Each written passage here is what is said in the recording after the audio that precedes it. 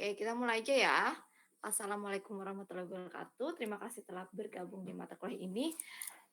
Setelah minggu kemarin presentasi, sekarang materi lagi. Sebenarnya, wait. Nih, yang pertama tentang social media landscape atau tentang sosial media pengantar lah. Langsung ke sini. Nah, ini langsung ya. Nah, menurut Facebook pada tahun 2019, warga Indonesia ini ada di posisi nomor 4 jumlah pengguna Instagram terbanyak. Nah, sebenarnya kalah jauh nih dari Amerika, India, Brasil. Tapi orang Indonesia ini karena suka curhat, suka berteman, suka bersosialisasi baik di ranah dunia maya maupun dunia nyata ya. Buktinya apa nih? Buktinya orang Indonesia suka bersosialisasi itu nggak jauh-jauh deh kalau kalian lihat ibu kalian lagi belanja sayur tuh, belanja sayurnya beli apa gitu, misalkan beli cabai doang tapi belinya bisa sampai setengah jam. Nah, itu tuh buktinya orang Indonesia suka bersosialisasi. Ini tercermin dari eh, laporan dari Instagram bahwa Indonesia ini meraih posisi nomor 1 dengan user paling aktif di dunia. Nih. Jadi kita mungkin dari populasi pengguna Instagram kita nomor 4, tapi dari segi keaktifan kita nomor 1 gitu. Karena ya mungkin beberapa hal ya, karena penetrasi di Indonesia ini saat ini belum, penetrasi internet di Indonesia ini baru 68%, jauh dibanding negara-negara ASEAN lainnya gitu. Karena ya pertama, kesenjangan kemiskinan ekstrim di kita juga masih tinggi ya.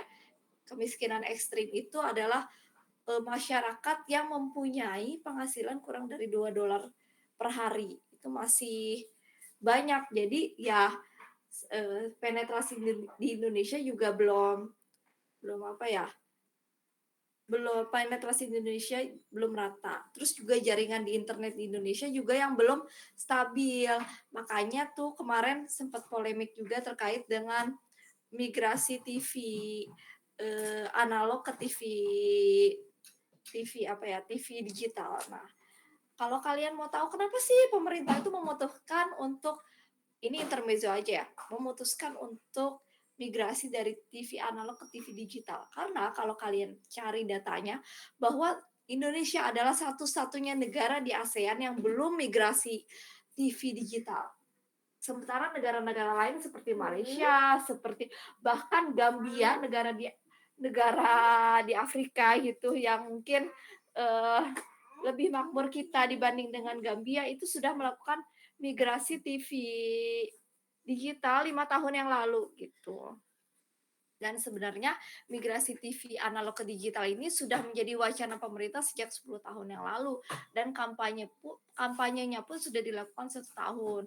Tapi ya mungkin dari kita nggak tahu atau kayak gimana, jadi sehingga setelah di shutdown jadi polemik nih gitu. Kayak gitu. Kenapa sih harus dilakukan migrasi TV digital? Karena dengan adanya migrasi TV digital, kita bisa next step untuk ke next step jaringan ke 5G di seluruh Indonesia. Bahkan beberapa negara lain udah 5,5G gitu. Nah, dengan adanya TV digital itu membantu banget nih provider-provider untuk meningkatkan kualitas jaringan internet di Indonesia. Seperti itu sebenarnya. Nah, jadi supaya nggak banyak polemik, bisa saya jelaskan di sini ya. Oke, ini nggak usah. Nah, SEO, SEM, SMM.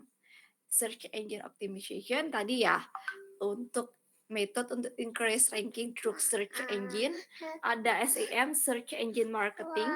Nah, kalau optimization itu lewat yang kalian tahu ya, lewat organik orang yang mencari tentang website kalian di Google. Jadi orang tanpa iklan. Nah, kalau SEM itu pakai iklan, pakai Google AdWords, pakai Bing Ads, pakai pay per click advertising yang suka ada di eh, website-website seperti kalau misalkan kita buka kompas.com suka ada itu iklan di pinggirannya. Nah, itu sejenis SEM. Nah, social media marketing ternyata salah satu cara untuk kita menghubungkan kita dengan target audiens atau target market. Oke.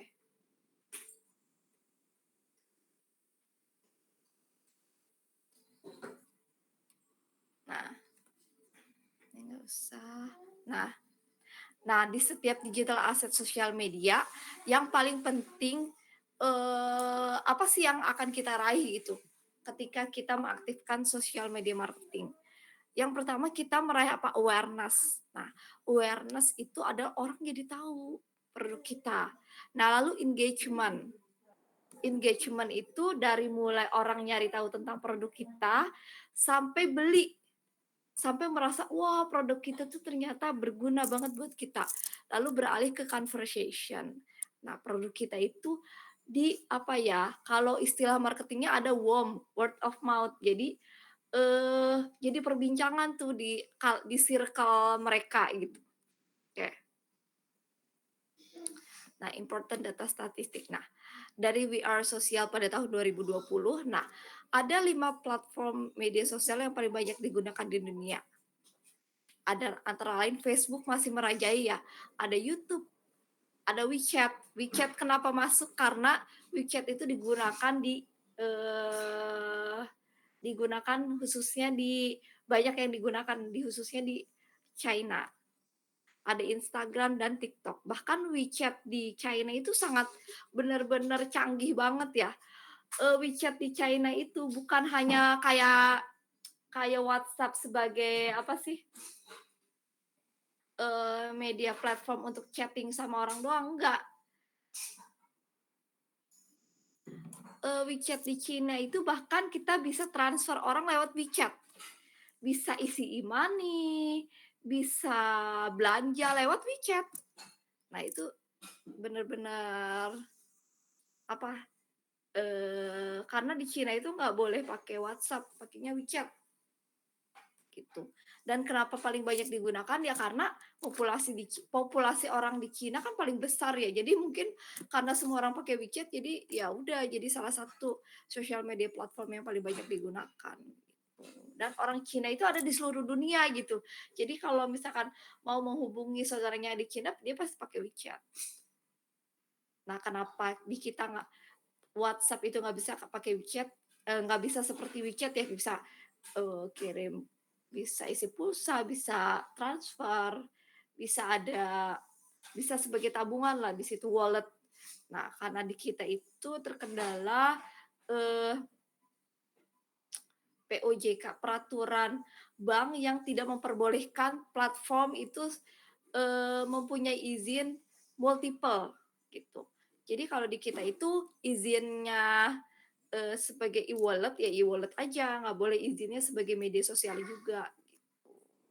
Jadi izin dari peraturan otoritas keuangannya tidak memperbolehkan. Kalau di Cina sih boleh-boleh aja, itu kan berbeda ya peraturan otoritas keuangan antar negara. Nah, di situasinya di Indonesia itu berbeda. Nah, orang paling banyak buka YouTube, buka WhatsApp, Facebook ketiga, Instagram, Twitter, baru Line. Nah, TikTok ternyata masih di bawah tuh.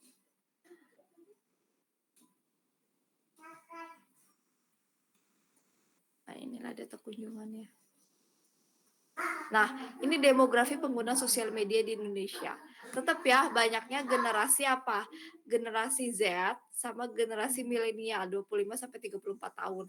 Ya karena kedua generasi inilah yang apa ya, yang terpapar teknologi paling pertama lah gitu, dibanding generasi selanjutnya seperti generasi baby boomer, generasi Y, ya banyak tetap X, Y, Z lah. Nah, kebiasaan pengguna sosial media di Indonesia itu apa? 99% pasti apa?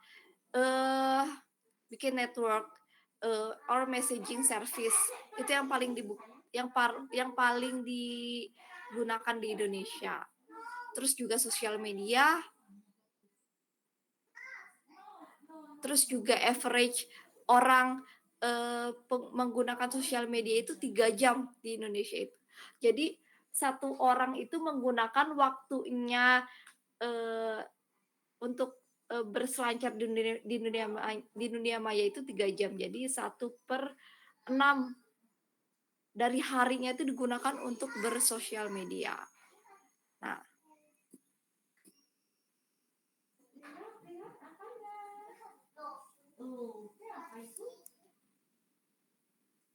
Nah, 65 orang itu menggunakan sosial media itu untuk pekerjaan, untuk beberapa pekerjaan.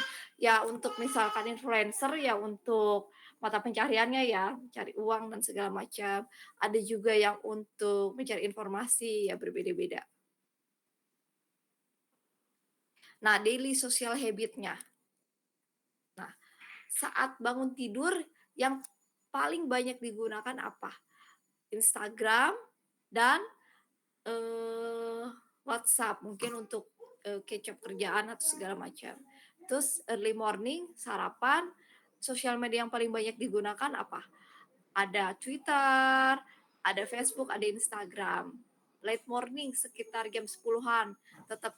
Jadi tetap yang banyak merajai itu ya tetap WhatsApp dan Instagram sebenarnya. Ya, WhatsApp pertama untuk bisa berkabar, memberikan pesan, deliver kerjaan, terus kalau kalian di grup ya dapatkan informasi tentang kuliah segala macam kan ya. Kalau Instagram apa media mencari hiburan dan informasi. Kayak gitu, walaupun ya YouTube juga sama sih. Cuma prime time-nya beda-beda. Kalau YouTube biasanya digunakannya apa? Ketika mau lunch atau ketika sudah bekerja nih early evening. Sekitar jam 5 jam 6 itu kan ya udah mau selesai pekerjaan gitu.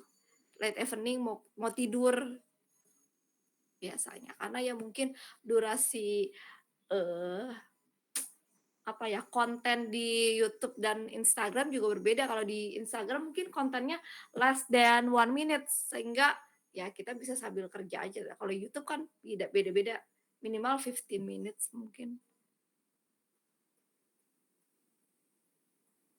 Nah, daily habit di sosial media itu kita lihat lagi ketika misalkan produk kamu itu oke sebentar ya.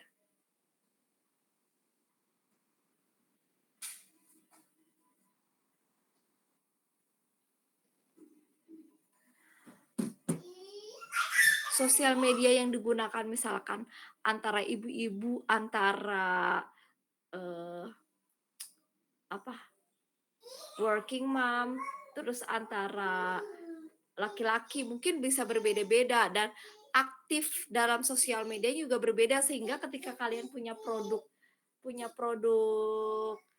yang produk kita juga harus lihat tuh habitual dia dalam menggunakan sosial media. Nah, misalkan eh ketika produknya misalkan untuk ibu-ibu kita lihat nih. Nah, ibu rumah tangga aktif di pagi hari hingga siang hari saat anak sekolah. Nah, jadi nggak punya waktu tuh ibu-ibu misalkan untuk lihat sosial media di pagi hari gitu. Sehingga sehingga mungkin kalau kita ngiklan itu misalkan saat jam makan siang atau misalkan saat jam 2 jam 3 anaknya tidur atau mungkin saat anaknya sudah tidur sekitar jam 8-an gitu. Nah, berbeda dengan bapak-bapak mungkin. Bapak-bapak tuh mungkin balik lagi kalau dulu ngelihat koran sekarang ngelihat sosial media berarti aktifnya di jam-jam sarapan jam 6 jam 7 gitu. Lihat juga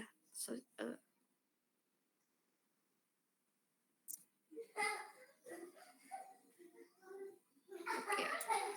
Nah, ingat ya ada own, ada earn, ada paid media sosial. Nah, media sosial ini termasuk dalam digital marketing trifecta. Nah, apa itu digital marketing trifecta?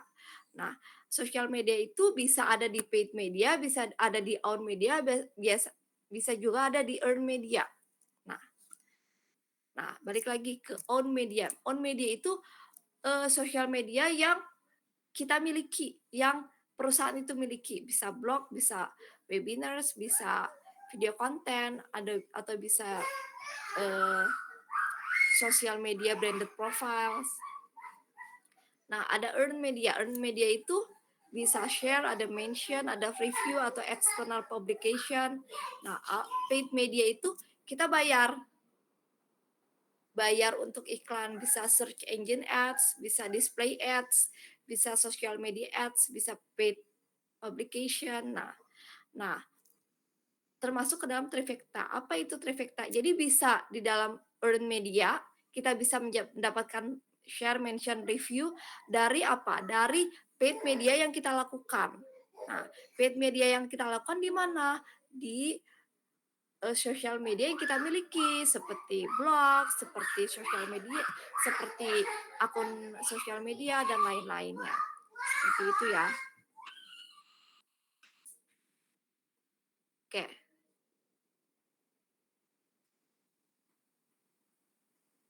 Baik. Nah, sosial media strategi. Apa yang harus kita lakukan ketika kita membuat sosial media strategi? Yang pertama adalah apa? Kita harus membuat analisis external environment. Yang dilihat dari mana? Yang dilihat dari produknya. Nah, produknya yang dilihat dari produk, brand, dan service. Nah, kita harus menetapkan apa itu. Tadi dulu ya, mau minum dulu.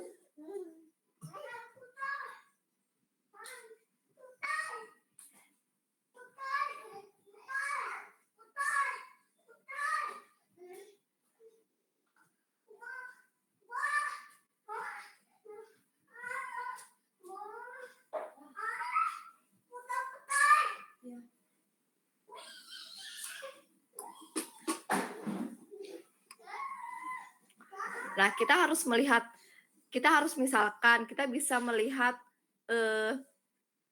kita bisa membuat SWOT analisis untuk melihat kompetitor, brand, service, dan produk. Nah, dari SWOT analisis kita tuangkan ke dalam apa? Aduh.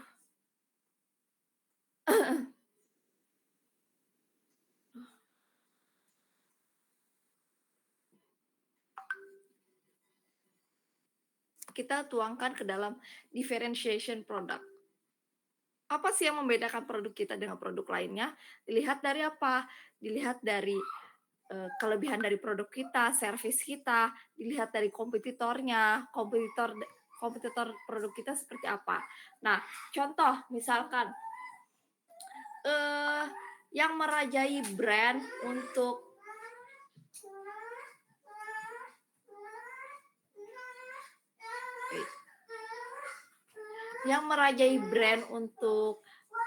air mineral di Indonesia apa sih? Aqua, Danone.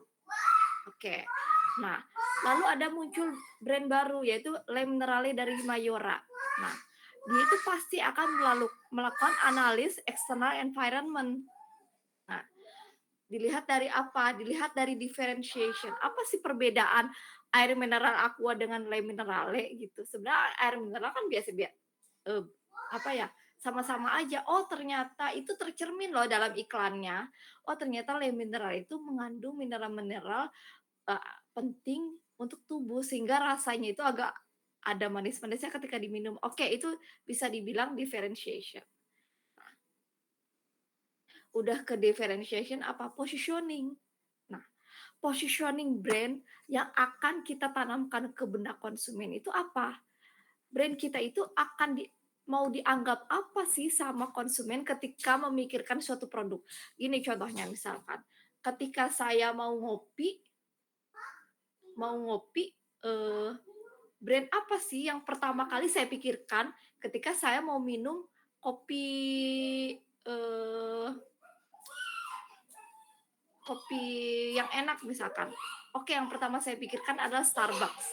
Nah nah, itu namanya positioning.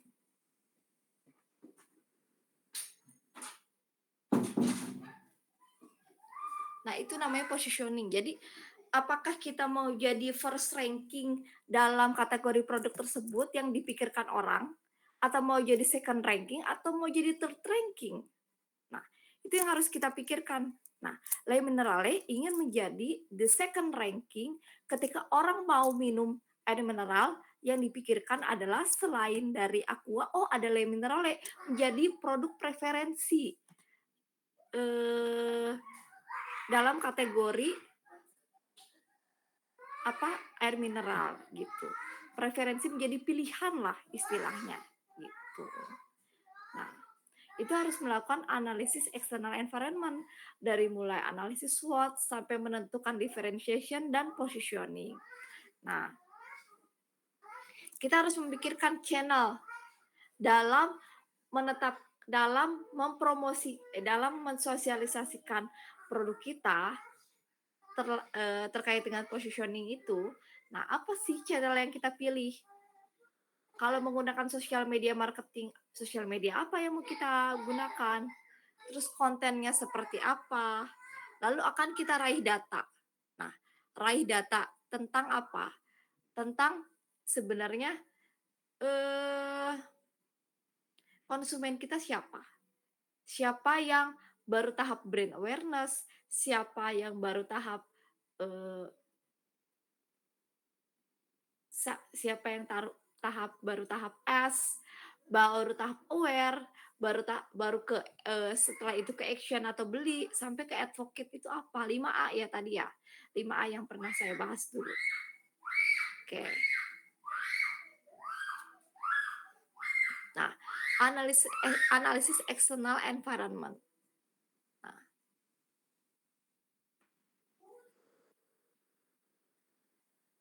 contohnya adalah kopi. Nah, contohnya kita akan berjualan kopi kekinian. Maka kita harus tahu pasaran kopi saat ini seperti apa. Apa yang disuka oleh si konsumen? Apakah sukanya kopi pahit doang? Atau kopi susu kekinian? Kopi susu kekinian apa yang mereka suka gitu. Nah, terus seberapa banyak pemain yang sudah berjualan atau kompetitor?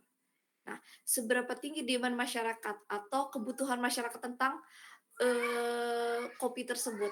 Misalkan dari 280 juta penduduk, ternyata orang yang minum kopi setiap hari itu hampir 30% dari total populasi di Indonesia. Nah, terus dari total 30%, misalkan let's say 280, berarti sepertiganya kan, 35 juta orang setiap hari minum kopi. Nah, kopi apa sih yang mereka suka? Oh, ternyata kopi susu kekinian yang pakai susu, pakai gula. Dari berapa tadi? 30% itu misalkan hampir dari 30%, dari berapa juta tadi? 280, 75 juta orang minum kopi setiap hari. Oke, dari 75 juta itu ternyata 60 juta orang itu lebih suka minumnya kopi kekinian. Oke. Nah, range harga yang mereka beli itu berapa? Misalkan range harga yang mereka beli itu 18.000 sampai 30.000. Oke. Kebanyakannya beli di range harga tersebut. Jadi kita harus sesuaikan juga range membeli orang itu berapa.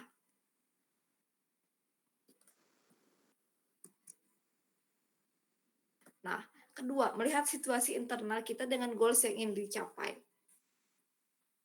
Goals yang ingin dicapai itu apa? Misalkan untuk brand seperti brand Starbucks misalkan, dengan sosial media marketing yang mereka lakukan bukan tahap awareness lagi yang ingin mereka capai.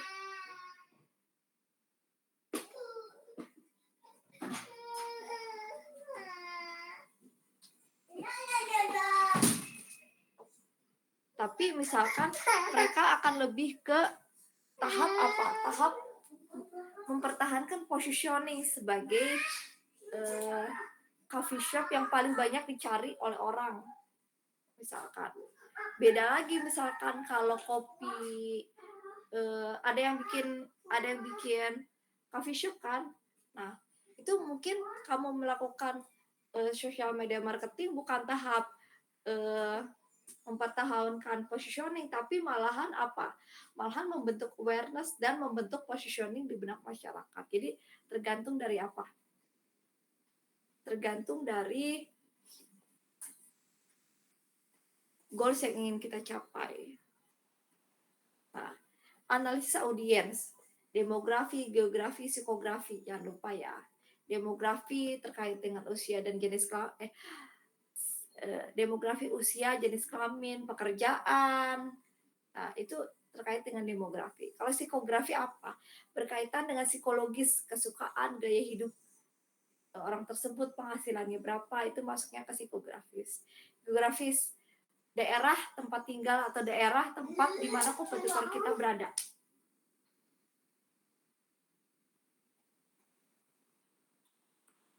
Nah, kalau kita diamnya di kalau produk kita diamnya kalau produk kita adanya di Jawa Tengah dan di Jakarta, itu channel yang kita gunakan juga berbeda. Nah, Jawa Tengahnya mana? Misalkan Jawa Tengahnya daerah Tegal, daerah Brebes, bukan kota besar. Nah, produk kita misalkan produk FMCG lah. FMCG misalkan apa ya?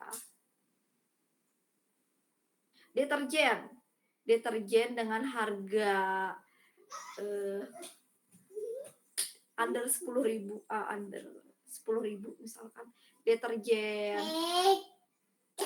cair harga di bawah 10.000 misalkan, itu untuk berarti target marketnya siapa? Yang biasa nyuci ibu-ibu kan, misalkan usia 18 sampai 60 tahun. Nah, untuk di kota-kota kecil, bukan kota-kota urban ya. Terus juga berarti channel yang akan digunakan juga berbeda gitu. Antara misalkan deterjen yang harganya 30.000 ke atas gitu, yang deterjen itu vegan segala macam. Nah, itu pasti berbeda penggunaannya gitu. Nah, ibu-ibu sukanya nonton apa? Ibu-ibu di kota-kota kecil lebih banyak pakai sosial media apa lebih banyak nonton TV? Nah, misalkan kalau banyak sosial media apa sih yang mereka gunakan? Ternyata ibu-ibu sekarang lebih banyak menggunakan TikTok. Nah, berarti nggak pakai Instagram, pakainya TikTok. Beda lagi misalkan dengan ibu-ibu yang dengan produk deterjen yang di atas 30.000 per pouch, yang vegan, yang dari tumbuhan, berarti memerlukan apa ya? Memerlukan target pasar yang apa ya, tingkat pendidikannya juga lebih tinggi karena harus mengerti. Ternyata kalau deterjen biasa dibanding deterjen yang dari tumbuhan itu lebih bagus yang dari tumbuhan. Kenapa? Karena hasil dari limbahnya itu tidak akan mudah diurai oleh bakteri-bakteri di dalam air. Itu kan perlu proses apa ya? Proses cara berpikir logik yang lebih tinggi ya dibanding dengan ya udah deterjen mah sama aja gitu. Nah, itu juga cara untuk kontennya juga akan lebih rumit. Deterjen yang tentunya lebih mahal gitu.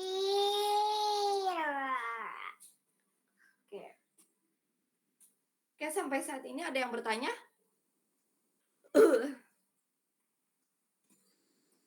Ada yang bertanya?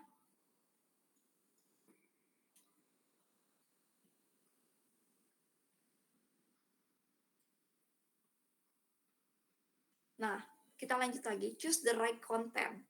Antara konten untuk deterjen biasa dengan deterjen yang vegan itu tentu lebih rumit yang vegan. Nah, kita harus memikirkan nih manfaatnya kan kalau kita beli produk itu pasti dilihat nih benefitnya apa gitu. Untuk deterjen yang dari tumbuhan itu yang vegan itu, nah kita harus memaparkan nih manfaat manfaat yang didapat ketika orang beli deterjen harga 30.000 beda sama 10.000 apa? Misalkan kalau yang harga 30.000 untuk yang kulit sensitif itu nggak akan merah-merah. Oke, terus manfaat lain untuk lingkungan apa? Misalkan, limbahnya mudah terurai, nah itu harus di-deliver kan dalam suatu konten. Nah, kontennya itu apa? Misalkan kontennya untuk ibu-ibu yang, eee, berarti kan itu yang, eee, target market-nya mungkin ibu-ibu yang lebih eee, sosial status ekonominya tuh SES, itu mungkin B mungkin B plus A. Terus juga mungkin, tingkat pendidikannya minimal S1 karena kan harus tahu logiknya, kenapa sih limbah, detergen itu berbahaya segala macam, gitu kan. Nah, bagaimana sih cara untuk deliver itu, gitu. Apakah misalkan dengan reels di Instagram, nggak mungkin cukup aja dengan, picture gitu, tapi mungkin membutuhkan video. Nah, itu kita juga harus deliver hal itu. Choose the right content. Nah, measurement. Nah, measurement apa yang diperlukan dalam social media activity? Nah, aktivitas sosial media kita yang diukur itu yang pertama reach. Berapa persen menjangkau target market kita. Terus impression. Impression berapa orang yang lihat iklan kita. Nah, terus berapa persen engagement. Engagement itu dilihat dari apa? Dilihat dari misalkan komen, likes. Nah, terus seberapa banyak klik yang masuk ke website. Nah, itu. Jadi ada reach, ada impression, ada engagement, dan klik. Itu yang paling penting. Sebelum ke apa? Sebelum ke sales.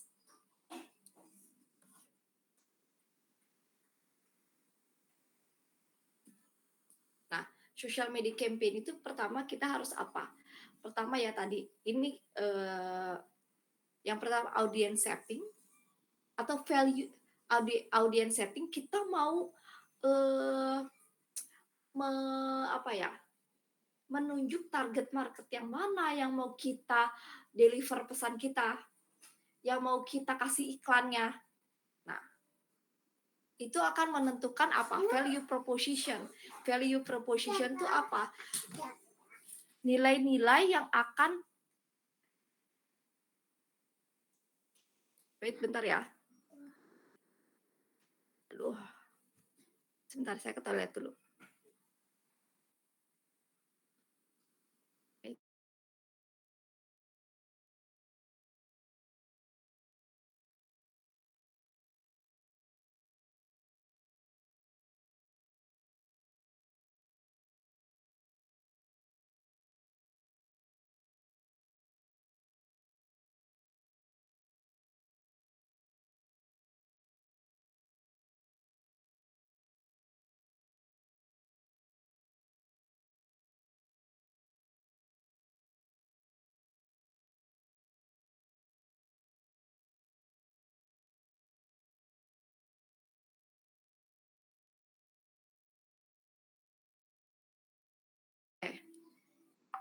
Nah, audience setting dan audience value proposition.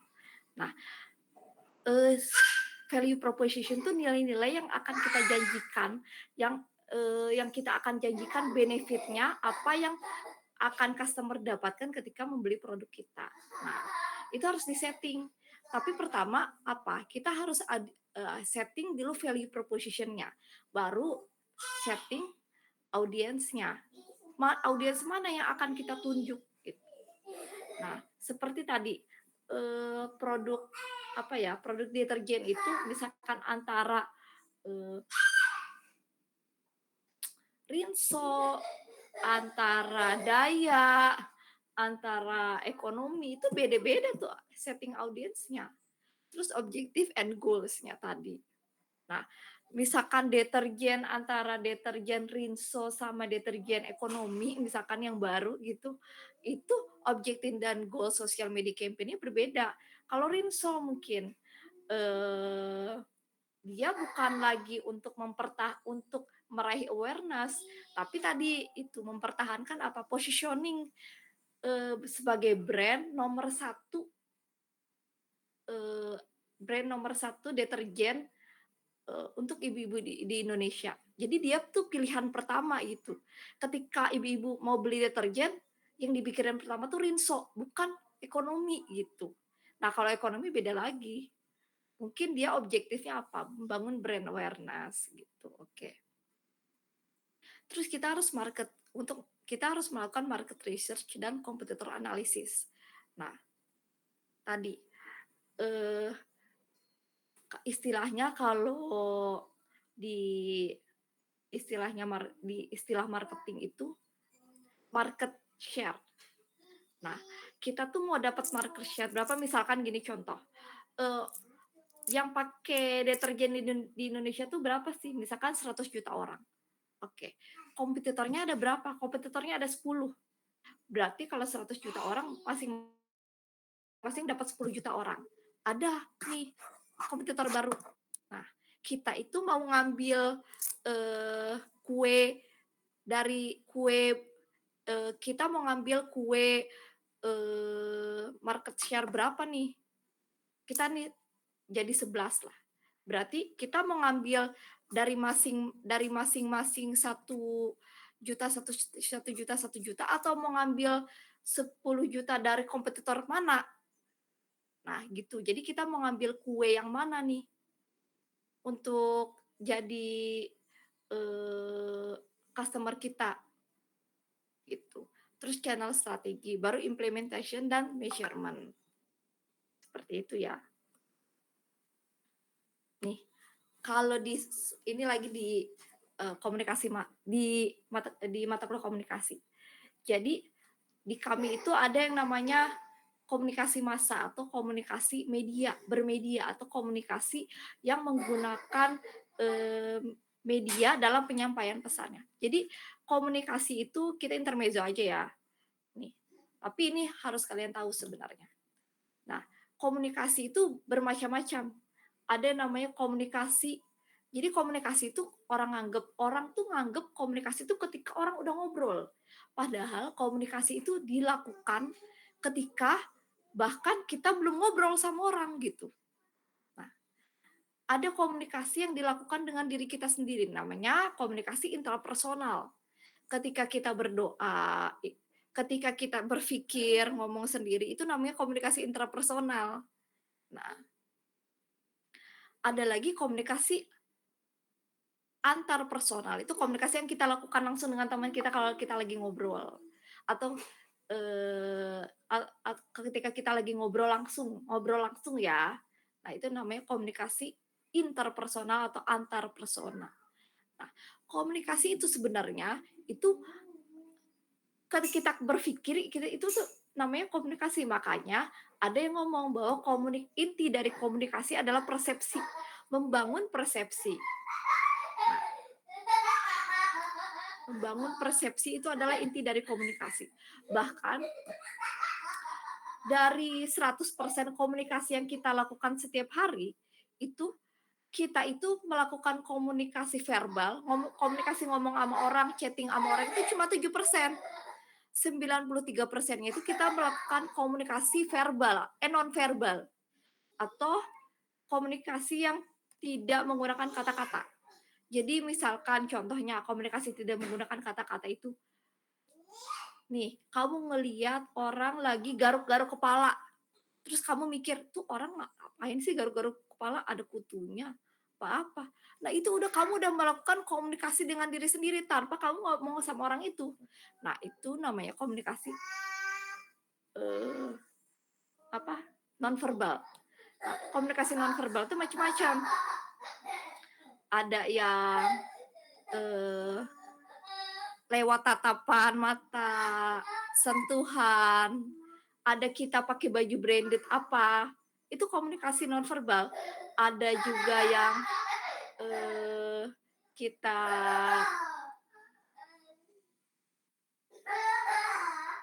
apa ya, suara tinggi, nada tinggi suara, itu juga komunikasi nonverbal. Oke, balik lagi ke last well communication. Nah, Laswell communication, Laswell model, eee, kita nyebutnya paradigma Laswell. Nah, paradigma Laswell ini adalah salah satu model komunikasi massa yang paling jadul dan saat ini paling banyak digunakan oleh orang. Yang nemuin namanya Harold S. Laswell. Nah, bahwa ketika kita membuat strategi komunikasi ini, kita bisa berkaca pada paradigma Laswell. Nah, who says what in which channel to whom with what effect. Kita harus memikirkan ketika kita membuat brand. Komunikatornya siapa? Orang yang mau menyampaikan pesannya siapa? Misalkan brand kita itu, produk kita tuh mobil.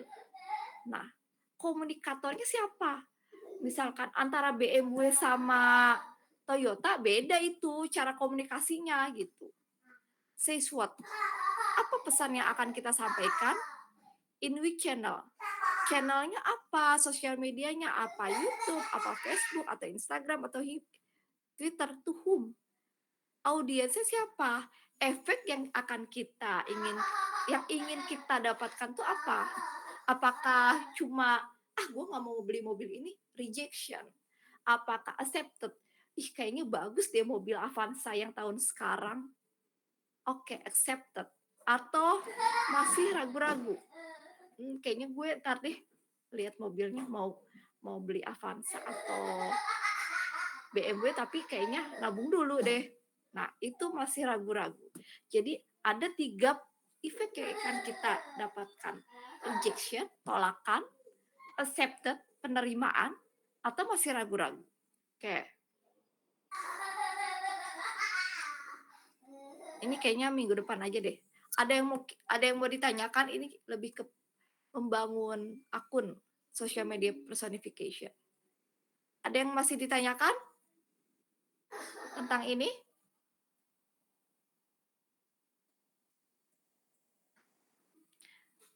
Kalau tidak ada, saya cukupkan sekian.